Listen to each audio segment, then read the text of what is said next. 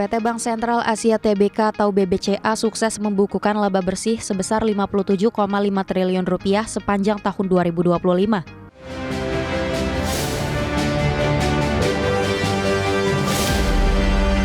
Pemirsa, PT Bank Sentral Asia atau BBCA sukses membukukan laba bersih sebesar 57,5 triliun rupiah di sepanjang tahun 2025. Pencapaian ini tumbuh 4,9% dibandingkan tahun sebelumnya yang didorong oleh penyaluran kredit yang solid serta efisiensi operasional yang semakin membaik. PT Bank Sentral Asia Tbk atau BBCA sukses membukukan laba bersih sebesar 57,5 triliun rupiah sepanjang tahun 2025. Presiden Direktur BCA Hendra Lembong menyatakan pertumbuhan laba perseroan ditopang oleh penyaluran kredit yang mencapai 993 triliun rupiah hingga Desember 2025. Sektor kredit usaha menjadi kontributor terbesar dengan capaian 756,5 triliun rupiah, disusul sektor konsumer yang didorong oleh pertumbuhan KPR dan kredit kendaraan bermotor. Selain pertumbuhan aset, BCA juga berhasil memperbaiki rasio loan at risk menjadi 4,8% serta menjaga risiko kredit bermasalah atau NPL di level aman 1,7%. Dari sisi pendanaan, dana pihak ketiga atau DPK BCA tumbuh 10,2% menjadi 1.249 triliun rupiah. Dana murah atau CASA masih mendominasi perolehan dana perusahaan dengan nilai mencapai 1.045 triliun rupiah. Kinerja positif ini juga didukung oleh pendapatan bunga bersih yang tumbuh 4,1% serta efisiensi biaya operasional yang semakin terjaga. Adapun seiring transformasi digital, frekuensi transaksi di BCA melonjak 17% hingga mencapai 42 miliar transaksi sepanjang tahun 2025. Manajemen menegaskan akan terus memprioritaskan pengembangan aplikasi MyBCA dengan mengintegrasikan teknologi kecerdasan buatan atau artificial intelligence. Langkah ini diharapkan mampu memperkuat pondasi laba bersih perseroan untuk terus tumbuh secara berkelanjutan di masa depan. Berbagai sumber IDX Channel. PT Lipo Cikarang Tbk melalui entitas usahanya PT Mahkota Sentosa Utama atau pengembang megaproyek Meikarta mencatatkan sebanyak 3.600 unit apartemen Meikarta telah dihuni hingga saat ini. Selain itu, lebih dari 16.500 unit sudah diselesaikan yang mencerminkan bahwa kawasan telah memasuki fase kehidupan nyata dengan aktivitas harian yang stabil. PT Lipo Cikarang Tbk melalui entitas usahanya PT Mahkota Sentosa Utama, pengembang mega proyek Meikarta mencatatkan sebanyak 3.600 unit apartemen Meikarta telah dihuni hingga saat ini. Pencapaian ini menandai transisi dari konstruksi menuju kawasan urban aktif yang semakin berkembang. 3.600 unit tersebut mencerminkan realisasi serah terima unit yang konsisten sepanjang 2025 dan awal 2026. Kondisi ini menunjukkan bahwa Meikarta telah berkembang menjadi kawasan kota mandiri yang hidup. Tidak hanya sebagai sekadar hunian vertikal tetapi juga berfungsi sebagai ekosistem urban lengkap. Di kawasan ini penghuni dapat merasakan aktivitas harian yang stabil dengan dukungan fasilitas dan layanan pemukiman yang terus beroperasi. Pengembang proyek PT Mahkota Sentosa Utama, anak usaha PT Lipo Cikarang Tbk menegaskan bahwa proses serah terima unit apartemen dilakukan secara bertahap dan terukur sepanjang tahun 2025. Sesuai dengan jadwal pembangunan, hal ini menunjukkan komitmen kuat pengembang dalam menyelesaikan konstruksi dan memberikan kepastian hunian kepada pembeli serta investor. Lebih dari sekedar angka, hunian aktif di Meikarta membawa manfaat nyata bagi lingkungan sekitarnya. Dari kebutuhan dasar hunian hingga aktivitas ekonomi di kawasan urban, kehadiran penghuni semakin menghidupkan fasilitas publik, pusat gaya hidup, serta menjadikan Meikarta bukan hanya sebagai hunian, tapi juga bagian inti dari pengembangan wilayah metropolitan Bekasi dan Jabodetabek.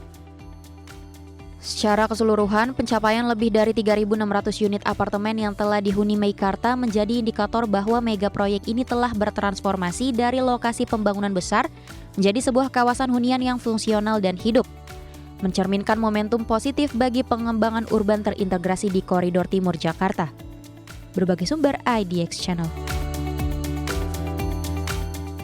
PT Trimitra Transpersada Tbk atau perusahaan yang dikenal lewat merek Bilog terus memperluas ekosistem layanan cold chain atau rantai dingin perseroan, di mana perseroan mengambil langkah dengan menambah fasilitas pergudangan berpendingin sebagai bagian dari strategi ekspansi bisnis logistik secara nasional. PT Trimitra Transpersada Tbk terus memperluas ekosistem layanan cold chain atau rantai dingin. Hingga akhir tahun 2025, Bilog telah mengoperasikan sekitar 15 fasilitas cold storage sebagai bagian dari jaringan rantai dingin untuk mendukung kebutuhan penyimpanan berpendingin di berbagai wilayah, termasuk fasilitas terbaru di Bandung yang telah resmi beroperasi sejak Oktober lalu. Perluasan ini menjadi dasar penting untuk layanan suhu terkontrol yang semakin dibutuhkan pasar. Sebelumnya, langkah ekspansi ini didukung oleh hasil IPO Bilog pada Juli 2025, di mana perseroan menghimpun dana sekitar 140,8 miliar rupiah yang sebagian besar dialokasikan untuk pembangunan gudang berpendingin di beberapa kota, seperti Tangerang, Pontianak, dan Makassar, serta penambahan armada logistik berpendingin bagian dari strategi memperkuat jaringan distribusi dan layanan end-to-end. Ekspansi fasilitas cold storage Bilog menunjukkan fokus strategis perusahaan menjawab permintaan pasar akan logistik berpendingin yang terus meningkat, terutama dari sektor makanan, farmasi, hingga baterai yang menuntut kontrol suhu ketat sepanjang rantai pasok. Dengan memperkuat cold storage dan integrasi armada, layanan Bilog semakin siap memberikan solusi logistik komprehensif di seluruh Indonesia. Sebagai perusahaan logistik terintegrasi yang kini bertransformasi bergerak dari layanan 2PL menjadi 3PL dengan dukungan infrastruktur pergudangan dan teknologi, Bilog memperkuat posisinya untuk menjawab kebutuhan pelanggan besar. Optimisme ekspansi cold chain ini sekaligus memperluas kapasitas layanan, memperkuat jaringan nasional, serta mendukung pertumbuhan pendapatan perusahaan dalam jangka menengah ke depan. Berbagai sumber IDX Channel. Pemirsa, Kementerian Perindustrian mendorong penguatan industri baja nasional melalui peningkatan investasi, di mana pada tahun 2024 Indonesia menepati peringkat ke-14 produsen crude steel dunia dengan produksi mencapai 17 juta ton. Kementerian Perindustrian mendorong peningkatan industri baja nasional. Berdasarkan data World Steel Association, Indonesia pada 2024 menempati peringkat ke-14 produsen crude steel dunia dengan produksi mencapai 17 juta ton, melonjak hampir 2 kali lipat dibandingkan 2019 yang sebesar 8,5 juta ton. Direktur Industri Logam Kementerian Perindustrian Dodit Prasetyo menyebut, lonjakan ini didukung kenaikan konsumsi baja domestik dari 15,1 juta ton pada 2018 menjadi 17,6 juta ton pada 2023, bahkan diproyeksikan mencapai 19,6 juta ton pada 2025. Selain itu, pemerintah juga mendorong industri tanah air untuk meningkatkan kapasitasnya produksi melalui investasi. Salah satunya peningkatan pembangunan fasilitas Continuous Galvanizing Line DIA di Kabupaten Purwakarta dengan nilai investasi mencapai 1,5 triliun sehingga meningkatkan kapasitas produksi menjadi 500.000 metrik ton yang ditargetkan terus meningkat hingga 2,5 juta metrik ton. Kami telah menjalankan kapasitas produksi 250.000 ton di Bekasi.